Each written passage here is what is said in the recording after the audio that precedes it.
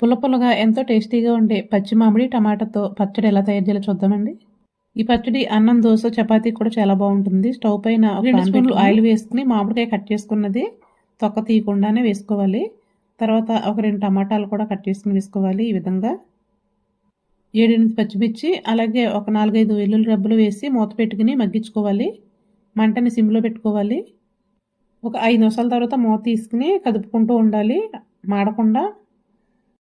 మూత పెడితే మనకి త్వరగా మగ్గిపోతుంది. నీళ్ళేమి వేయక్కర్లేదు, ఆయిల్లోనే మగ్గిపోతుందన్నమాట. మూత పెట్టి చల్లారిన తర్వాత టమాటా పైనుండే తొక్క తీసేసుకోవాలి. తర్వాత మొత్తం అన్నీ కూడా మిక్సీ జార్లో వేసుకుని మామిడికాయ గుజ్జు కూడా తీసుకుని ఒక టీ స్పూన్ సాల్ట్, అర టీ స్పూన్ కారం, అర టీ స్పూన్ జీలకర్ర వేసి ఒకసారి తిప్పుకోవాలి. పేస్ట్లా గ్రైండ్ చేయకూడదు. తర్వాత ఒక్క ఉల్లిపాయ కట్ చేసుకుని వేసుకుని లైట్గా కోర్స్గా గ్రైండ్ చేసుకోవాలి. అప్పుడు ఉల్లిపాయ బాగా మెత్తగా అవ్వకుండా ఉంటుంది. అంతేనండి. ఈ పచ్చడికి తాలింపు కూడా ఏమీ అవసరం ఉండదు. చాలా టేస్టీగా ఉంటుంది. ఒకసారి ట్రై చేయండి. వీడియో నచ్చితే కనుక లైక్ చేసి ఫాలో అయిపోండి.